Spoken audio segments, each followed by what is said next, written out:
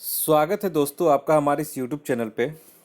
दोस्तों जैसा कि मैंने आप लोग को बताया है कि ये न्यू सीरीज चल रहा है सामान्य अध्ययन प्रश्न पत्र 4 और बिहार दरोगा के लिए एडुटेरिया का प्रैक्टिस सेट आज 4 करवाएंगे। 3 सेट मैंने करवा दिया है और 3 सेट आप लोग देख लीजिएगा। ठीक है, 3 सेट बहुत ही इंपॉर्टेंट है। अगर जिन लोगों ने हमारा चैनल सब्सक्राइब नहीं किया है तो इस तरह का टेस्ट सीरीज पाने के लिए हमारे चैनल को जल्द से जल्द सब्सक्राइब कर लें और घर बैठे सुरक्षित तरीके से इस कोरोना काल में आप अपनी तैयारी को जारी रख सकते हैं, वो भी बिल्कुल मुफ्त। कोई पैसा इसके लिए चार्ज नहीं लग रहा है, ना ही आपको किसी को देना है। ठीक है, कोई भी टेस्ट सीरीज के लिए पेड सर्विस वगैरह, यही वजह है कि मैंने कोई भी पेड सर्विस इधर पिछले सालों से मैंने शुरू नहीं किया है, ताकि आप लोग को समान लाभ मिल सके और आप लोग घर बैठे आसानी से दिक्कतों का सामना कर भी रहे होंगे, मुझे पता है। फिर भी आप अपनी पढ़ाई जारी रख सकते हैं हमारे इस यूट्यूब चैनल के माध्यम से। और अगर आपने हमारा टेलीग्राम चैनल ज्वाइन नहीं किया है तो उसे ज़रूर ज्वाइन कर ले, जहाँ पे मैं पीडीएफ वगैरह सेंड करता हूँ, स्टडी मटेरियल सारे का लिंक मैं डिस्क्रिप्शन बॉक्स में दे दूंगा, वहाँ से आप लोग ज़रूर डाउनलोड कर लें। तो चलिए ज़्यादा देर ना करते हुए 3 सेट मैंने डाल दिया, चौथा सेट ये डाल रहा हूँ। ठीक है, टोटल 15 सेट है। बहुत ही महत्वपूर्ण क्वेश्चन है और एक्सप्लेनेशन है इसका। ठीक है, तो आप लोग शुरू से लेकर लास्ट तक इस वीडियो को देखें। और ये ना केवल बिहार दरोगा के लिए बल्कि बिहार पुलिस, बिहार एसएससी, सचिवालय सहायक, सारे एग्जाम के लिए सामान्य रूप से ये सामान्य अध्ययन जो हैं ये उपयोगी हैं। अतः आप कोई ये टारगेट लेकर के न चले कि बिहार दरोगा का ही है तो हम देखेंगे, दूसरे का है एग्जाम तो हम नहीं देखेंगे। ठीक है, ऐसा नहीं है। अगर आप और किसी एग्जाम की तैयारी कर रहे हैं जिसमें सामान्य अध्ययन का पेपर है तो आप जरूर इस वीडियो को पूरा देखिए। चलिए तो शुरू करते हैं। तो यहाँ पे एक चीज़ और है, बहुत सारे छात्र बोलते हैं कि सर मैथ्स का क्वेश्चन नहीं आता है। ठीक है, नहीं आता है, कोई दिक्कत नहीं है। ठीक है, 5 क्वेश्चन इसमें मैथ्स रहेगा, ताकि आपका जो दिमागी ब्रेन में जो सेल है जो डीएक्टिवेट हो चुके हैं, वो मैथ्स के क्वेश्चन सॉल्व करने में क्या होता है कि एक्टिवेट हो जाता है। थोड़ा दिमाग लगाना पड़ता है, तो वो क्या होता है, जो जीके पढ़ते पढ़ते दिमाग जो होता है वो कांस्टेंट हो जाता है, उसमें थोड़ा हलचल पैदा करता है मैथ्स। और उसके वजह से जो आपका ब्रेन होता है वो एक्टिव मोड में आ जाता है ज़्यादा। और ज़्यादा जीके क्वेश्चन भी आप अगर पढ़िएगा तो याद जल्दी ज़्यादा होता है। इस वजह से 5 क्वेश्चन वो आपको एक्टिव करने के लिए मैंने डाला है इसमें। ठीक है, तो 5 मैंने डाला नहीं है, क्योंकि बुक में ही है 5 क्वेश्चन। तो 5 क्वेश्चन अगर आप लोग को लगता है ठीक है मैथ्स मुझे पढ़ना ही नहीं है, मुझे देखना ही नहीं है, तो आप लोग मैथ्स क्वेश्चन मत देखिए। बाकी 95 क्वेश्चन तो जीके है। जीके तो सामान्य अध्ययन है, सामान्य रूप से उपयोगी है, हर एग्जाम के लिए उपयोगी है। तो आप लोग जीके इसे जरूर देख सकते हैं। तो चलिए और बाकी जो टेस्ट है वो मैं करवा ही रहा हूँ, तो आप हमारे चैनल को सब्सक्राइब कर लें जल्द से जल्द, ताकि कोई भी वीडियो मैं अपने चैनल पे अपलोड करूँ तो उसका नोटिफिकेशन सबसे पहले आपके मोबाइल तक पहुँच सके। चलिए ज़्यादा समय ना लेते हुए शुरू करते हैं टेस्ट सीरीज। टेस्ट नंबर ये 4 है, सामान्य अध्ययन प्रश्न पत्र का। चलिए पहला क्वेश्चन यहाँ पे बोल रहा है, निम्नलिखित में से कौन कृषि उत्पादों पर न्यूनतम समर्थन मूल्य निर्धारण करता है। तो ये हो जाएगा ऑप्शन सी, CACP। यानी कि कृषि उत्पादों का न्यूनतम समर्थन मूल्य, खरीद मूल्य आदि का निर्धारण कृषि लागत एवं मूल्य आयोग CACP करता है। और कृषि मूल्य आयोग का गठन 1965 ईस्वी में किया गया था तथा 1985 में इसका नाम बदलकर कृषि लागत एवं मूल्य आयोग CACP किया गया तथा इसका मुख्यालय जो है वो नई दिल्ली में है। दूसरा क्वेश्चन बोल रहा है, भारत में दूध की उत्पादकता को बढ़ाने के उद्देश्य से ऑपरेशन फ्लड की शुरुआत किस वर्ष की गई थी। तो दूसरा का यहाँ पे सही आंसर हो जाएगा ऑप्शन बी, वर्ष 1970 में। ठीक है, और भारत में ऑपरेशन फ्लड का जनक डॉक्टर वर्गीज कुरियन को माना जाता है। तीसरे नंबर क्वेश्चन में आइए। तीसरा नंबर क्वेश्चन बोल रहा है, भारतीय जीएसटी मॉडल किस देश के उपभोक्ता वैट मॉडल पर आधारित है। वैट यानी कि वैल्यू एडेड टैक्स। तो तीसरा का सही हो जाएगा ऑप्शन सी, कनाडा। भारतीय जीएसटी मॉडल को कनाडा देश के जीएसटी मॉडल से लिया गया है और विश्व में सर्वप्रथम जीएसटी को फ्रांस ने 1954 ईस्वी में लागू किया था और भारत में जीएसटी 1 जुलाई 2017 को लागू किया गया। चौथा नंबर आइए, निम्न में से मुद्रा के किस रूप को संकीर्ण मुद्रा कहा जाता है। तो चौथा के यहाँ पे हो जाएगा ऑप्शन ए, M1 को। M1 मुद्रा की तरलता सबसे अधिक है और निवेश में इसकी भूमिका नहीं के बराबर है, इसी कारण M1 को संकीर्ण मुद्रा कहा जाता है। नेक्स्ट आइए 5वें नंबर में। पांचवा बोल रहा है, सेट ACT निम्न में से किस देश के स्टॉक एक्सचेंज का नाम है। तो स्टॉक एक्सचेंज जो शेयर मार्केट से संबंधित है, तो पांचवा का यहाँ पे हो जाएगा ऑप्शन ए थाईलैंड। ठीक है। और ताइवान का जो स्टॉक एक्सचेंज है तेन जो है वो ताइवान का है, मिंटेल है इटली का, और निक्की जो है वो टोक्यो का स्टॉक एक्सचेंज का नाम है। नेक्स्ट है ये छठा नंबर में, भारत ने अपना पहला परमाणु परीक्षण कब किया था? तो सिक्स का इसका सही आंसर हो जाएगा ऑप्शन सी 18 मई 1974 ईस्वी को राजस्थान के पोखरण में। और इसमें 12 किलोटन क्षमता वाले इस बम में प्लूटोनियम का प्रयोग किया गया था। नेक्स्ट क्वेश्चन है ये सातवां नंबर में, सातवां पूरा विश्व वानिकी दिवस प्रति वर्ष किस तिथि को मनाया जाता है? तो इसका सही आंसर हो जाएगा ऑप्शन बी 21 मार्च को। वहीं पे अगर हम बात करें विश्व जल दिवस तो ये 22 मार्च को मनाया जाता है, और पृथ्वी दिवस 22 अप्रैल को, और विश्व पर्यावरण दिवस 5 जून को मनाया जाता है। नेक्स्ट है ये आठवां नंबर में, आठवां बोल रहा है कि कांगेर घाटी राष्ट्रीय उद्यान किस राज्य में स्थित है? तो आठवां का यहाँ पे हो जाएगा ऑप्शन डी छत्तीसगढ़ में। कांगेर घाटी राष्ट्रीय उद्यान छत्तीसगढ़ में स्थित है और यह हिरण संरक्षण से संबंधित है। छत्तीसगढ़ के राष्ट्रीय उद्यानों में इंद्रावती राष्ट्रीय उद्यान प्रमुख है जो बाघ संरक्षण से संबंधित है। 9 नंबर में निम्न में से कौन सा संकटापन्न जातियां इंडेंजर्ड स्पीसीज के उदाहरण नहीं है? तो 9 का यहाँ पे सही आंसर हो जाएगा ऑप्शन सी डोडो पक्षी। कस्तूरी मृग, ग्रेट इंडियन बस्टर्ड, बाघ आदि संकटापन्न जातियों के उदाहरण है, जबकि डोडो पक्षी डायनासोर आदि विलुप्त जातियों के उदाहरण है। डोडो पक्षी हो जाएगा क्या? तो विलुप्त जनजाति, सॉरी विलुप्त स्पीसीज के ये उदाहरण है। 10वां नंबर बोला संयुक्त राष्ट्र पर्यावरण कार्यक्रम का मुख्यालय कहाँ स्थित है? तो 10वां का सबको पता होगा ऑप्शन सी नैरोबी में। ठीक है। और नैरोबी जो है केन्या का राजधानी है, और इसकी स्थापना जो हुई थी 1972 ईस्वी में किया गया था। 11 नंबर में आइए 11 बोल रहा है निम्नलिखित में से कौन जैन धर्म के 22वें तीर्थंकर थे? तो 11 के यहाँ पे हो जाएगा ऑप्शन सी अरिस्टोटेमी। जैन धर्म के 22वें तीर्थंकर अरिस्टोटेमी थे। ठीक है। ऋषभ देव तथा अरिस्टोटेमी दो ऐसे तीर्थंकर हुए जिनका उल्लेख ऋग्वेद में है। जैन धर्म के प्रथम तीर्थंकर ऋषभ देव थे तथा अंतिम 24वें तीर्थंकर महावीर थे। 12 नंबर बोला अशोक ने बौद्ध धर्म का प्रचार प्रसार श्रीलंका में भी किया था, इसका प्रमाण किस साहित्य से प्राप्त होता है? तो 12 का यहाँ पे हो जाएगा ऑप्शन डी दीपवंश और महावंश दोनों से। ठीक है। नेक्स्ट है ये 13 नंबर में, 13 नंबर बोल रहा है कि धन्वंतरी तथा कालिदास निम्न में से किसके दरबार में रहते थे? तो 13 के यहाँ पे हो जाएगा ऑप्शन बी चंद्रगुप्त द्वितीय। चंद्रगुप्त द्वितीय के शासनकाल में गुप्त साम्राज्य अपने उत्कर्ष पर था। इनके दरबार में 9 रत्न रहते थे जिनमें धन्वंतरी तथा कालिदास प्रमुख हैं। चंद्रगुप्त द्वितीय के शासनकाल में ही बौद्ध यात्री फायान जो था वो भारत आया था। 14 नंबर बोल रहा है किस इतिहासकार ने बहादुर शाह को शाह ए बेखबर कहकर पुकारा था? तो शाह ए बेखबर कहकर किसने पुकारा था, किस इतिहासकार ने? तो ये हो जाएगा ऑप्शन बी खफी खान ने। इतिहासकार खफी खान ने बहादुर शाह को शाह ए बेखबर के नाम से पुकारा था। बहादुर शाह प्रथम 65 वर्ष की आयु में मुगल सम्राट बना तथा इसने मराठों और राजपूतों के प्रति मैत्रीपूर्ण नीति अपनाई थी। नेक्स्ट है ये क्वेश्चन नंबर 15 में, 15 बोल रहा है कि चौसा का युद्ध कब हुआ था? तो 15 का यहाँ पे हो जाएगा ऑप्शन सी 26 जून 1539 को। तो चौसा का युद्ध 26 जून 1539 ईस्वी में हुमायूं तथा शेर खां के मध्य हुआ था। इस युद्ध में हुमायूं पराजित हुआ था और इस युद्ध को जीतने के बाद शेर खां ने शेर शाह की उपाधि धारण की थी। तो शेर शाह अभी प्रचलित नाम हो गया है शेर शाह सूरी।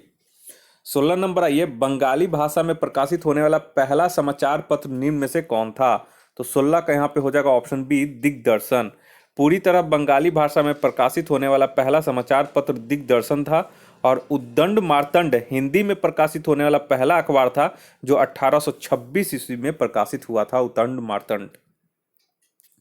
नेक्स्ट है ये 17 नंबर में, 17 नंबर क्वेश्चन बोल रहा है कि रैले कमीशन का गठन किस वायसराय के कार्यकाल के दौरान किया गया था?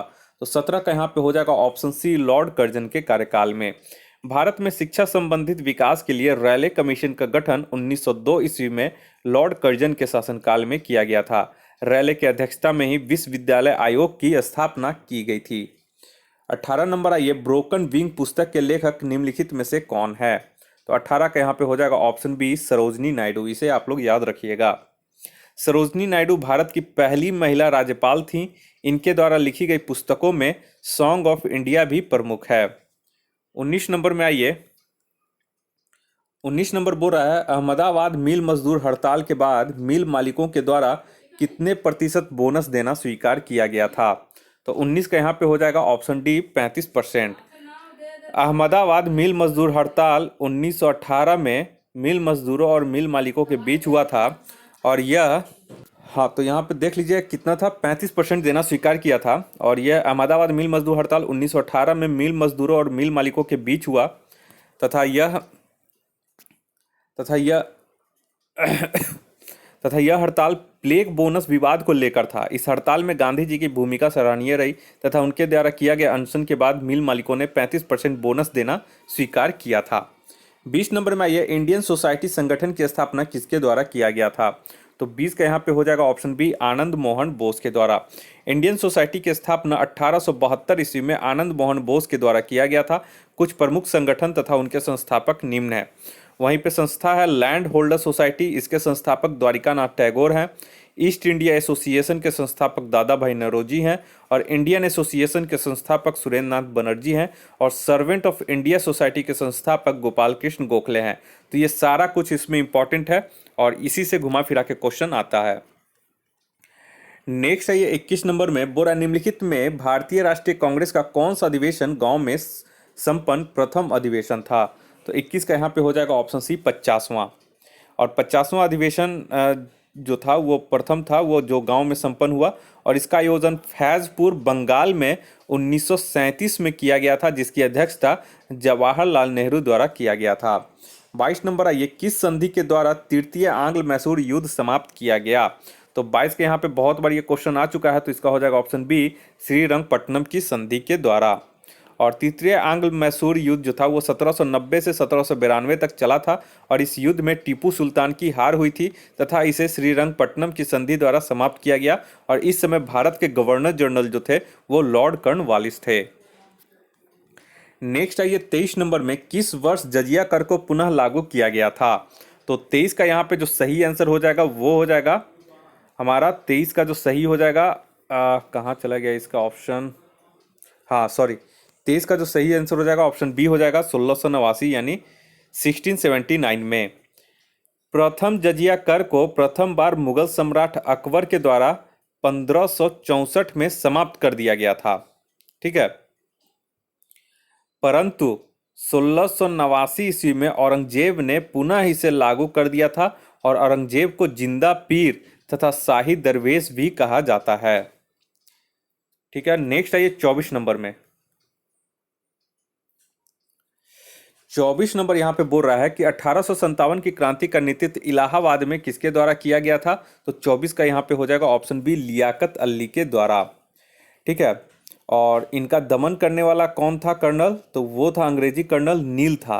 और बिहार में इस आंदोलन का नेतृत्व कुंवर सिंह तथा अमर सिंह ने किया था। अमर सिंह वीर कुंवर सिंह के भाई थे। 25 नंबर आइए, जलियांवाला बाग हत्याकांड के बाद किसने नाइट की उपाधि को वापस कर दिया था? तो 25 का हो जाएगा ऑप्शन सी, रविन्द्रनाथ टैगोर ने। और जलियांवाला बाग हत्याकांड 13 अप्रैल 1919 ईस्वी को हुआ था।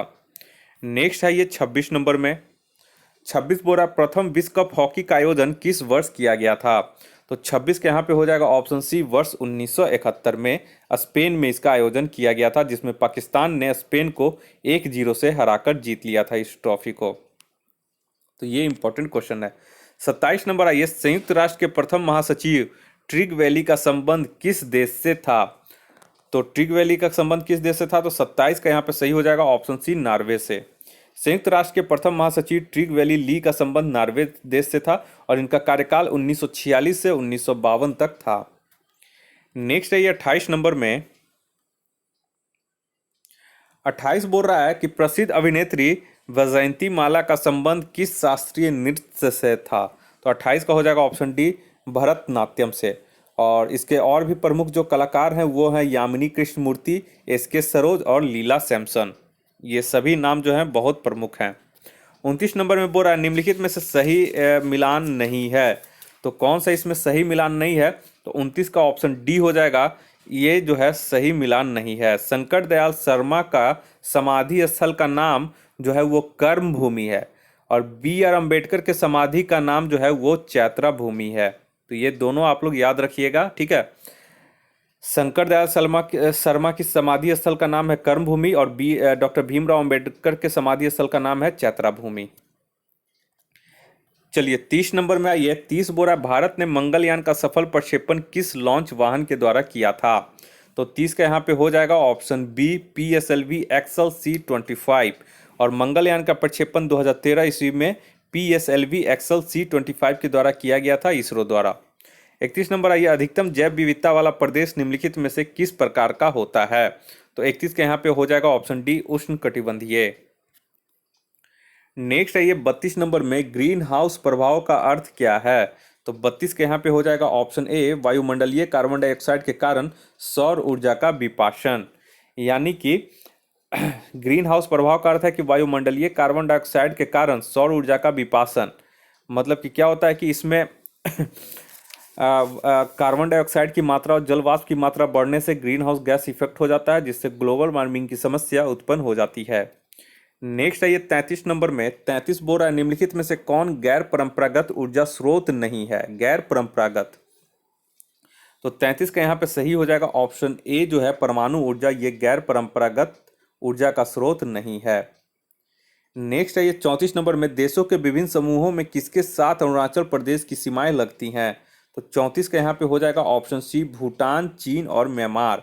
ये आप लोग अच्छे से एक और मैप देख लीजिएगा, ठीक है। मैप भी बहुत जरूरी है, मैप को भी आप लोग दिमाग में उसका फोटो बैठाना होगा। नेक्स्ट है ये 35 नंबर में। 35 बोरा निम्नलिखित में से भारत का प्रमुख जलयान निर्माण केंद्र कौन सा है? तो 35 के यहाँ पे हो जाएगा ऑप्शन बी कोचीन, और कोचीन केरल शिपयार्ड फरवरी 1965 ईस्वी में जापान के सहयोग से स्थापित किया गया था। नेक्स्ट है ये 36 नंबर में। छिब्रो पनबिजली परियोजना किस नदी पर स्थित है? तो 36 के यहाँ पे हो जाएगा ऑप्शन बी घाघरा नदी पर। छिब्रो पनबिजली परियोजना का संबंध उत्तर प्रदेश राज्य से है, और यह परियोजना घाघरा नदी पर स्थित है। नेक्स्ट आइए 37 नंबर में।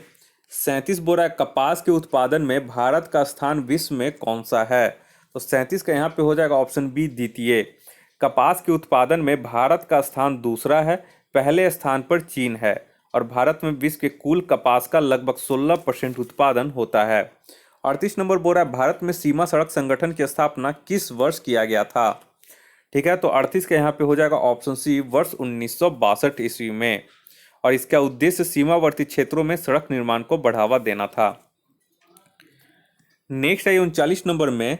सीप किला दर्रा किस राज्य में स्थित है? तो 39 का यहाँ पे हो जाएगा ऑप्शन डी हिमाचल प्रदेश में। रोहतांग दर्रा, सीप किला दर्रा तथा बारा लाचला दर्रा हिमाचल प्रदेश में स्थित है, इसे आप लोग याद रखिएगा। नेक्स्ट है ये 40 नंबर में। 40 नंबर बोल रहा है नेपाल हिमालय का विस्तार किन दो नदियों के बीच तक है? तो 40 का यहाँ पे हो जाएगा ऑप्शन बी काली से तीस्ता नदी के बीच।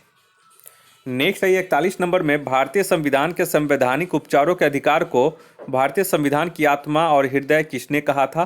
तो ये आप लोग को पता होना चाहिए। और 41 का यहाँ पे देखिए उपरोक्त में से कोई नहीं हो जाएगा, ऑप्शन डी, ठीक है। क्यों? क्योंकि भारतीय संविधान के अनुच्छेद 32 संवैधानिक उपचारों का अधिकार प्रदान करता है, और संवैधानिक उपचारों के अधिकार के लिए डॉक्टर अंबेडकर ने कहा था कि इसके बिना संविधान अर्थविहीन है, और यह जो है ये संविधान की आत्मा तथा हृदय है।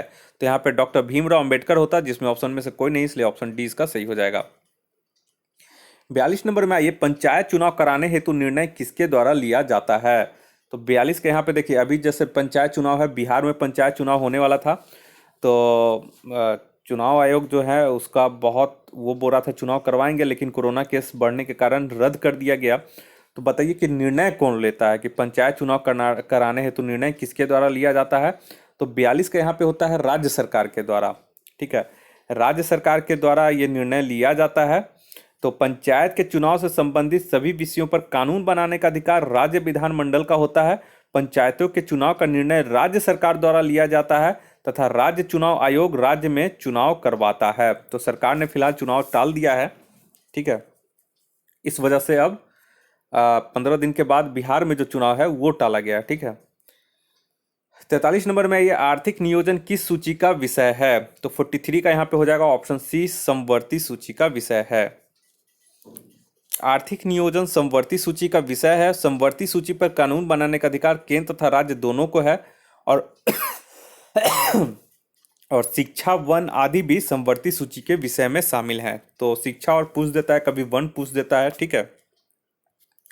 नेक्स्ट आइए 44 नंबर में। 44 बोल रहा है अशोक मेहता कमेटी जिसने पंचायती राज की कार्य प्रणाली का पुनरीक्षण किया ने किस व्यवस्था की संस्तुति की थी? तो 44 का यहाँ पे हो जाएगा ऑप्शन बी, द्वितीय स्तरीय की। और अशोक मेहता समिति 1977 में इसका गठन किया गया था, ठीक है। और इस समिति में कुल 13 सदस्य थे जिसका गठन पंचायती राज व्यवस्था में व्याप्त कमियों को दूर करने के लिए किया गया था। तो ये जो थे ये द्विस्तरीय पंचायती राज की ये संस्तुति किए थे। नेक्स्ट आइए 45 में। भारत में न्यायिक पुनरीक्षण की संकल्पना किस देश के संविधान से लिया गया है? तो 45 के यहाँ पे हो जाएगा ऑप्शन ए, अमेरिका से। भारत में न्यायिक पुनरीक्षण की अवधारणा अमेरिका के संविधान से लिया गया है। मौलिक अधिकार तथा राष्ट्रपति पर महाभियोग भी अमेरिका के संविधान से लिया गया है। नेक्स्ट क्वेश्चन है ये 46 नंबर में। 46 बोरा संविधान के किस अनुसूची में विभिन्न राज्यों में अनुसूचित क्षेत्रों के प्रशासन और नियंत्रण के लिए विशेष उपबंध हैं? तो 46 के यहाँ पे सही आंसर हो जाएगा ऑप्शन सी, 5वीं अनुसूची। संविधान की 5वीं अनुसूची में अनुसूचित क्षेत्र के प्रशासन और नियंत्रण से संबंधित उपबंध हैं।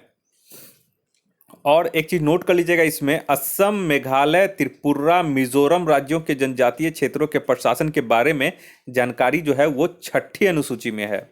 47 नंबर है ये लोकसभा में केंद्र शासित प्रदेशों के लिए कितने सीटें आरक्षित हैं? तो 47 के यहाँ पे हो जाएगा ऑप्शन बी, 20 सीटें, ठीक है। और शेष जो 530 सदस्यों का निर्वाचन राज्यों के निर्वाचन क्षेत्र से होता है।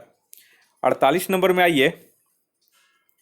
48 बोरा बंधुआ मजदूर अधिनियम को संसद ने किस वर्ष पारित किया था? तो 48 के यहाँ पे हो जाएगा ऑप्शन सी, वर्ष 1976 में। नेक्स्ट है ये 49 नंबर में। 49 बोरा निम्नलिखित भाग में कौन सुमलित नहीं है? तो 49 के यहाँ पे सही आंसर हो जाएगा ऑप्शन बी, जो है ये सही सुमलित नहीं है। भाग 3 में मौलिक कर्तव्य नहीं है, भाग 3 में मौलिक अधिकार का वर्णन किया गया है, ठीक है। और मौलिक जो कर्तव्य है उसको संविधान भाग 4 क में है। 50 नंबर में ये वर्ष में लोकसभा के कम से कम कितने सत्र बुलाए जाना अनिवार्य है? तो 50 का यहाँ पे सही आंसर हो जाएगा ऑप्शन बी, वर्ष में 2 बार, ठीक है। इसमें एक चीज और नोट कर लीजिएगा 50 का, कि अनुच्छेद 85(1) के अनुसार लोकसभा के एक सत्र की अंतिम बैठक तथा आगामी बैठक के बीच 6 माह से अधिक का अंतर नहीं होना चाहिए, अर्थात वर्ष में कम से कम 2 बार सत्र बुलाए जाना अनिवार्य होता है। 51 नंबर में आइए। 51 बोरा व्यक्तिगत स्वतंत्रता के लिए उच्च न्यायालय कौन सा रिट जारी करता है?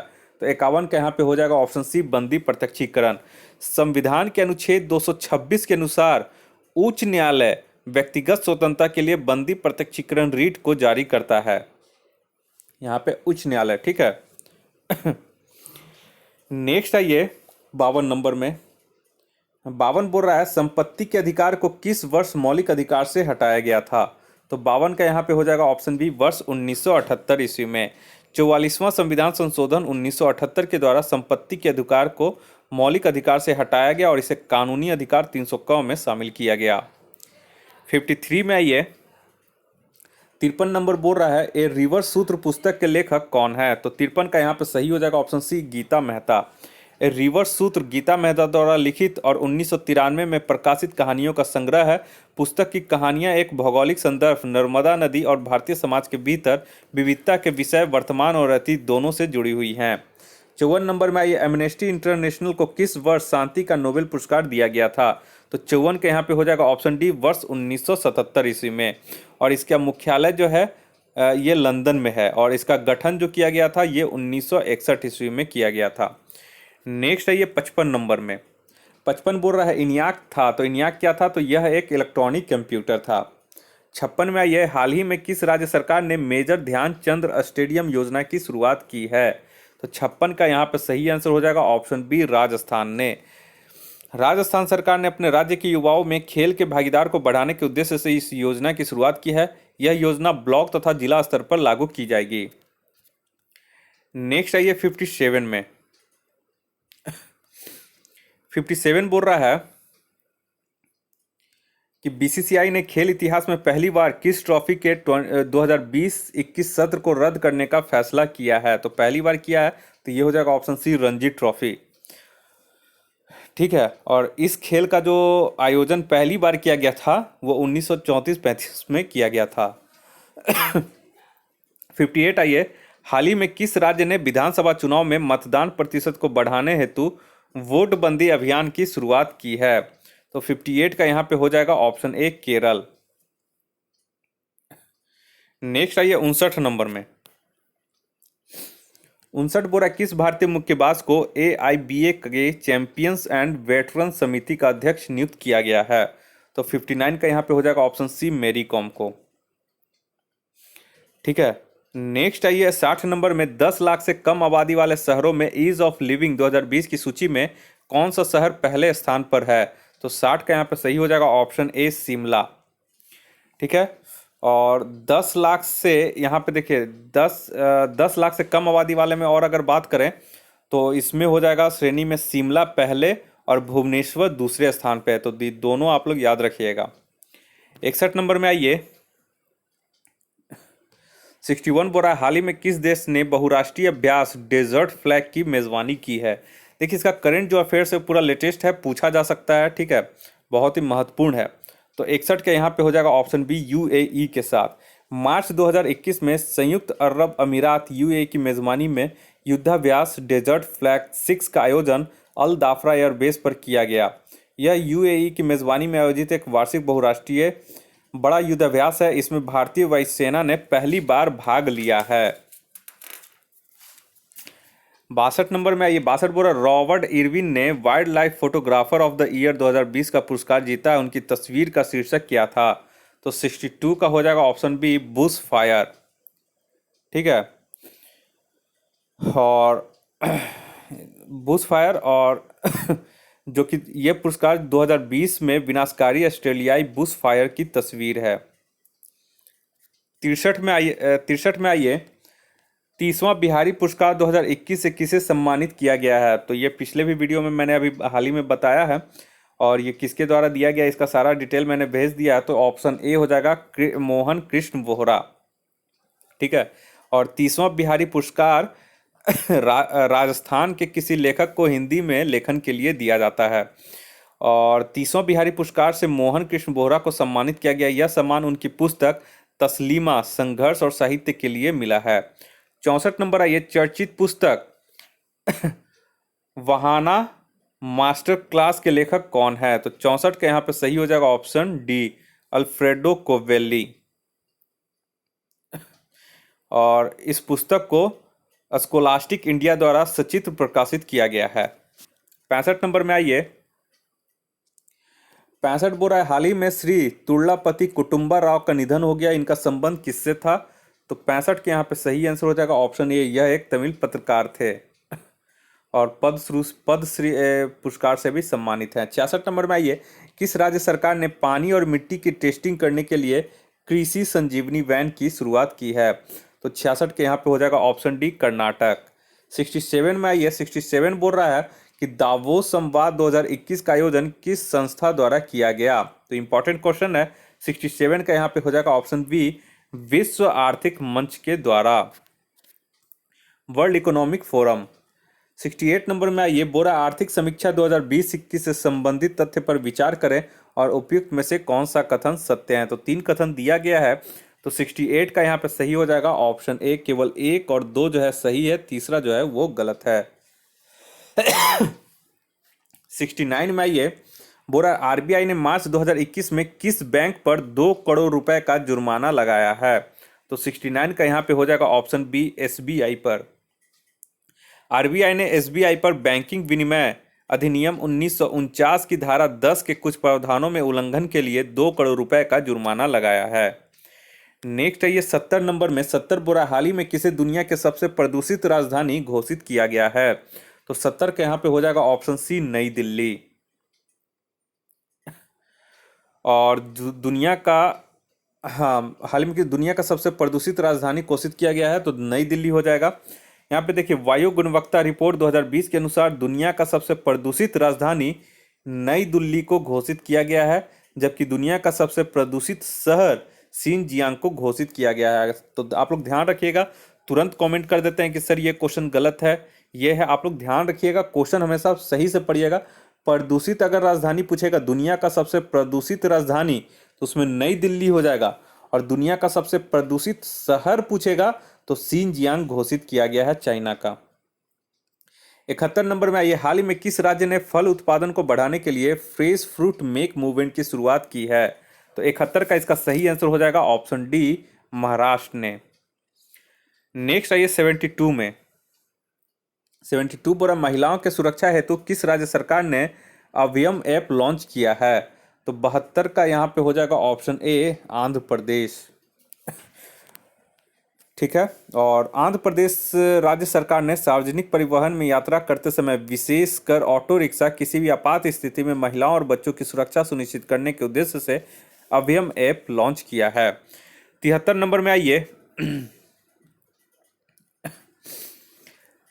73 नंबर बोल रहा है कि अंतर्राष्ट्रीय महिला दिवस 2021 का थीम क्या है?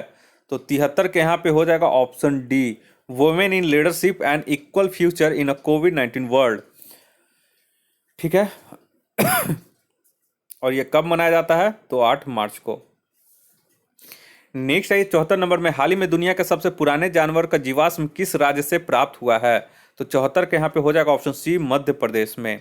और मध्य प्रदेश में भोपाल के नजदीक भीमबेटका यूनेस्को संरक्षित क्षेत्र में दुनिया के सबसे पुराने जानवर का जीवाश्म डिकिंसोनिया खोजा गया है।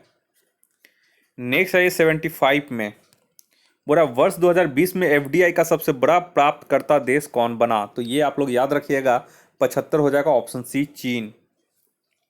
जनवरी 2021 में अंकटाड द्वारा जारी रिपोर्ट के अनुसार वर्ष 2020 में एफडीआई यानी कि प्रत्यक्ष विदेशी निवेश का सबसे बड़ा प्राप्तकर्ता देश चीन है और अमेरिका दूसरे स्थान पर है। 76 नंबर में ये पद अवार्ड 2021 के तहत कितने लोगों को पद्मश्री देने की घोषणा की गई है? तो 76 के यहाँ पे हो जाएगा ऑप्शन बी, 102 लोगों को पद्मश्री देने की घोषणा की गई है। देखिए वर्ष 2021 में याद रखिएगा, ये वर्ष 2021 में 7 हस्तियों को पद्म विभूषण, 10 को पद्म भूषण और 102 लोगों को पद्मश्री पुरस्कार देने की घोषणा की गई है। और जिनमें से 16 हस्तियों को पद्म पुरस्कार मरणोपरांत दिया गया है। नेक्स्ट है 77 में, 77 बोल रहा है प्रति वर्ष वर्ल्ड स्लीप डे कब मनाया जाता है? तो 77 का यहाँ पे सही हो जाएगा ऑप्शन बी, 19 मार्च को। ठीक है। और इस दिवस को मनाने का उद्देश्य लोगों को नींद तथा सेहत के प्रति जागरूकता करना है और इस वर्ष इसका थीम था रेगुलर स्लीप हेल्दी फ्यूचर था। 78 है, नींद में से किस पर ध्वनि का तारत यानी कि पिच निर्भर करता है? तो 78 का हो जाएगा ऑप्शन बी, आवृत्ति यानी कि फ्रीक्वेंसी पर। नेक्स्ट है 79 में, सूर्य के चारों ओर घूमने वाले पृथ्वी के लिए कौन सा बल जिम्मेदार है? तो 79 का यहाँ पे हो जाएगा ऑप्शन बी, गुरुत्वाकर्षण बल। 80 नंबर में आइए, 80 बोरा जब कोई वस्तु पृथ्वी से चंद्रमा पर स्थानांतरित किया जाता है तो द्रव्यमान पर क्या प्रभाव पड़ता है? तो 80 के यहाँ पे हो जाएगा ऑप्शन सी, अपरिवर्तित रहता है। देखिए द्रव्यमान जो है, मास जो है, कहीं पर भी चेंज नहीं होता। चेंज जो होता है वो वेट होता है, यानी कि भार जो होता है वो चेंज होता है। 81 नंबर में आइए, रात के समय आवासीय क्षेत्र में शोर का अनुमानित स्वर कितना होना चाहिए? तो 41 का यहाँ पे सही हो जाएगा ऑप्शन ए, 45 डेसिबल यानी कि 45 डीबी। 82 में आइए, 82 बोल रहा है कि निम्नलिखित में से किसका तरंग दैर्घ्य सबसे कम होता है? देखिए जिसका तरंग दैर्घ्य सबसे कम होगा उसका फ्रीक्वेंसी सबसे ज्यादा होता है। यानी तरंग दैर्घ्य यानी कि वेवलेंथ और फ्रीक्वेंसी एक दोनों का रेसिप्रोकल होता है। तो 82 का यहाँ पे सही आंसर हो जाएगा ऑप्शन डी, गामा किरणें। गामा किरणें अत्यंत लघु तरंग दैर्घ्य परिसर का विद्युत चुंबकीय तरंग है। ठीक है।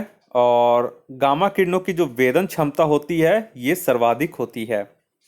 83 में ये 6 ओम के 3 प्रतिरोध को 6 वोल्ट की सप्लाई पर समानांतर क्रम में जोड़ा जाता है, परिपथ का कुल प्रतिरोध कितना होगा? तो 83 का देखिए, जब रेसिस्टर को हम लोग समानांतर क्रम में यानी पैरेलल जोड़ते हैं तो 1/R equal to 1/R1 plus 1/R2, ठीक है, प्लस डॉट डॉट डॉट होता है। अगर सीरीज में जोड़ेंगे तो सीरीज में हो जाएगा R equal to R1 plus R2 plus dot dot dot, ठीक है। तो यहाँ पे समानांतर बोला है तो 1/R1 हो जाएगा, तो आप यहाँ पे वैल्यू पुट कर दीजिएगा 1/R equal to 1/6 plus 1/6 plus 1/6, और उसके बाद R का वैल्यू यहाँ से आप लोग फाइंड कर लीजिएगा तो 2 ओम आएगा। तो इसका ऑप्शन ए सही हो जाएगा। 84 में आइए, आवर्त सारणी के वर्ग में ऊपर से नीचे जाने पर विद्युत निगेटिविटी पर, ऋणात्मकता पर क्या प्रभाव पड़ता है? तो 84 के यहाँ पे हो जाएगा ऑप्शन ए घटता है। आधुनिक आवर्त सारणी में आवर्त की संख्या 7 जबकि वर्ग की संख्या 9 होती है। इसके वर्ग में ऊपर से नीचे जाने पर विद्युत ऋणात्मकता घटती है, जबकि आवर्त में बाएं से दाएं जाने पर विद्युत ऋणात्मकता बढ़ता है। 85 नंबर बोला, शराब का पीएच मान निम्न में से कितना होता है?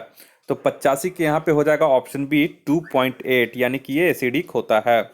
और रक्त का जो पीएच वैल्यू है 7.4, दूध का है 6.4, शराब का 2.8 और नींबू का जो होता है वो 2.2 होता है। 86 आइए, कीसेराइट निम्न में से किस धातु का प्रमुख अयस्क है? तो ये हो जाएगा ऑप्शन डी मैग्नीशियम का। तो आप लोग इस तरह से भी याद रखिएगा। देखिए, मैग्नीशियम का जो अयस्क है वो है कीसेराइट, कार्नेलाइट, मैग्नेलाइट आदि जो है वो मैग्नीशियम धातु के अयस्क हैं, जबकि क्रायोलाइट, कोरंडम, बॉक्साइड आदि एल्युमिनियम धातु के अयस्क हैं। 87 में आइए, 87 बोल रहा है, परमाणु क्रमांक 20 वाले परमाणु का इलेक्ट्रॉनिक विन्यास कितना होता है? तो ये हो जाएगा ऑप्शन बी 2882। देखिएगा, KLMN जो है परमाणु इलेक्ट्रॉनिक विन्यास, आप लोग एक बार पढ़ लीजिएगा। 88 में निम्न में से कौन ठोस स्नेहक का उदाहरण है? तो 88 का यहाँ पे हो जाएगा ऑप्शन बी ग्रेफाइट। ग्रेफाइट जो है वो ठोस स्नेहक का उदाहरण होता है। ठोस स्नेहक ऐसे पदार्थ हैं जो ठोस अवस्था में होने के कारण दो सतहों के बीच घर्षण कम करते हैं।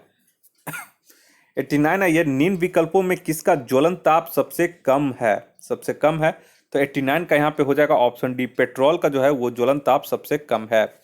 ज्वलन ताप यानी कि इग्निशन टेम्परेचर किसी पदार्थ को जलाने हेतु आवश्यक न्यूनतम ताप होता है। उपयुक्त विकल्पों में पेट्रोल का ज्वलन ताप सबसे कम होता है। 90 नंबर में आइए, 90 बोरा निम्न में से कौन जड़ का उदाहरण नहीं है? तो 90 का यहाँ पे हो जाएगा ऑप्शन सी, आलू जो है वो जड़ का उदाहरण नहीं है, जबकि आलू जो है वो तना का उदाहरण है। अन्य सभी विकल्प जो हैं वो जड़ के उदाहरण हैं। 91 नंबर में ये टिक्का रोग का संबंध किस फसल से है? तो 91 का यहाँ पे सही आंसर हो जाएगा ऑप्शन डी, मूंगफली से। टिक्का रोग मूंगफली की फसल से संबंधित बीमारी का उदाहरण है और इस बीमारी में पौधे की पत्तियों पर धब्बे बन जाती हैं। नेक्स्ट आइए, 92 में बोरा, जीवाणु कोशिका में सूत्रकणिका की संख्या कितनी होती है? तो 92 का यहाँ पे हो जाएगा ऑप्शन डी, 0, क्योंकि जीवाणु जो होता है वो प्रोक्यूरियोटिक सेल होते हैं। 93 आइए, निम्न में से किस कोशिकाओं के द्वारा इंसुलिन का रिसाव होता है? तो यहाँ पे आप लोग देखिएगा, यहाँ पे देखिए पेंक्रियाज न दे करके कोशिका लिख दिया, तो आप लोग को ये रखना पड़ेगा, वैसे भी बहुत लोग को याद होगा। ऑप्शन बी है बीटा कोशिका। ठीक है। नेक्स्ट है 94 नंबर में। 94 बोरा, मानव शरीर की सबसे लंबी अस्थि कौन सी है? तो ये हो जाएगा ऑप्शन ए, उरु अस्थि। उरु अस्थि, देखिए उरु अस्थि किसको बोलते हैं? तो ये सबसे हड्डी जो फीमर है उसको बोलते हैं उरु अस्थि। वयस्क मनुष्य के शरीर में कुल 206 हड्डियां होती हैं, जिसमें सबसे बड़ी हड्डी फीमर तथा सबसे छोटी अस्थि स्टेपिज, स्टेपिज मतलब कान के पास का, और फीमर जो है वो जांघ के पास का जो है वो अस्थि होती है। नेक्स्ट है 95 नंबर में। 95 बोरा, निम्न में से कौन एक प्रकार का रेशेदार प्रोटीन का उदाहरण है? तो 95 का यहाँ पे हो जाएगा ऑप्शन सी, किरेटिन। किरेटिन एक प्रकार का रेशेदार प्रोटीन का उदाहरण है और यह प्रोटीन बाल, नाखून, सींग आदि में पाया जाता है। तो ये इंपॉर्टेंट क्वेश्चन है, आप लोग याद रखिएगा। चलिए अब जल्दी से आप लोग को मैथ्स देख लेते हैं। इसका सॉल्यूशन मैं टेलीग्राम चैनल पे भेज दूंगा, इसका केवल मैं आंसर बताते जा रहा हूँ। 96 का जो सही आंसर हो जाएगा वो ऑप्शन ए हो जाएगा 3।